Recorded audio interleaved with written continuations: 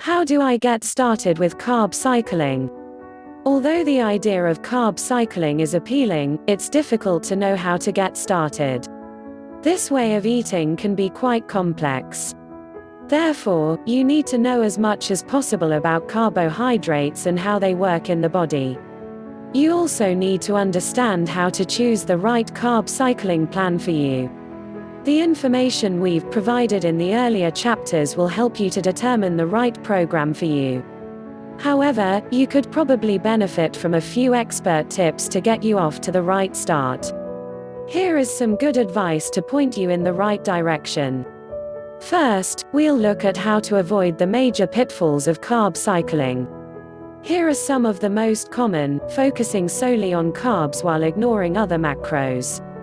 Some people are confused by the name carb cycling. It's a misnomer. Carb cycling isn't only about carbohydrates. It's about balancing your calorie intake over the week. If carb intakes are lowered on a rest day, more protein and fat need to be eaten to compensate. It's only by doing this that fat loss can be maintained in the long term. You need to know the number of calories you need to consume to maintain weight first. This enables you to plan how much you need to adjust your intake to suit each rest or training day. On a rest day, take 10% to 20% off your calorie intake from carbohydrates, but don't increase your protein or fat intake. There are 4 calories in each gram of carbohydrate. Therefore, if you eat 1,000 calories each day, cut your intake of carbs by 50 grams on rest days.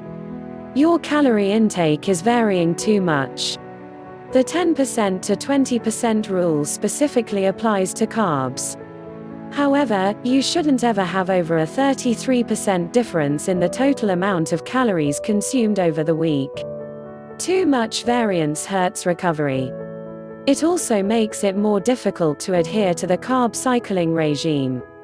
You can remedy this by eating a minimum of 68% of your usual energy intake on low-carb days. You're using your high-carb days as a cheat day. High-output days aren't an excuse to eat anything you like. If you do this regularly, unhealthy eating habits start to set in. You can fix this by focusing mainly on foods that are dense in nutrients. Eat more whole foods such as oats and potatoes on your high-carb days. Eat more nuts and eggs on your low-carb days. You'll feel full but won't ruin your overall regime. Now you know what to avoid. Here are some tips for every carb cycling program. Base your chosen dietary approach on your activity level and basal calorie needs. Choose your refeed days well in advance. Always adhere to your regime until your refeeding day. Keep all your decisions based on the outcome. Different strategies for refeeding work best for different body types. You should take body composition tests to check you're on the best track for you. Exercise on your refeeding days. This will ensure the best body composition results.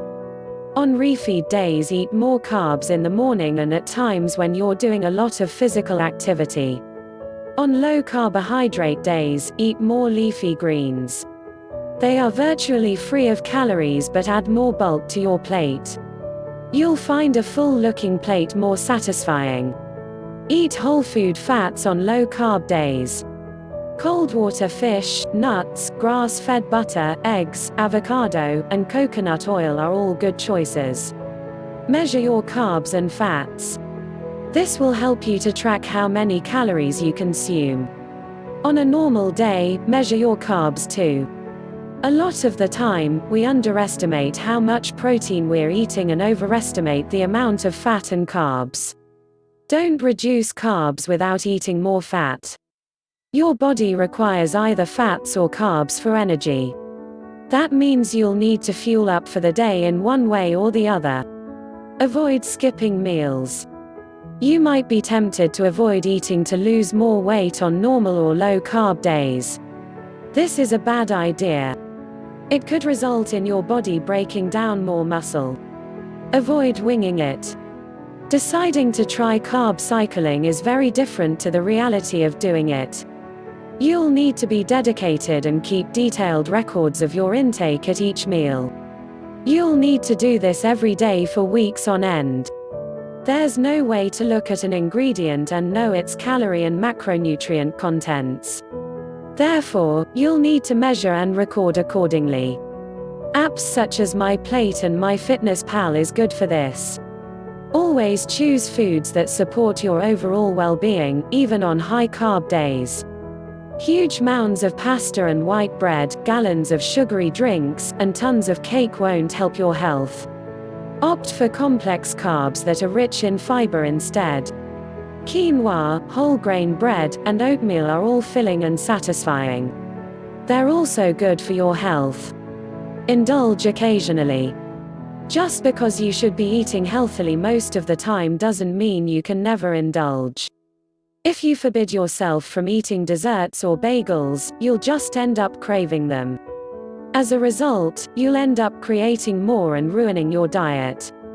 It could also lead to a damaging relationship with eating and food over time.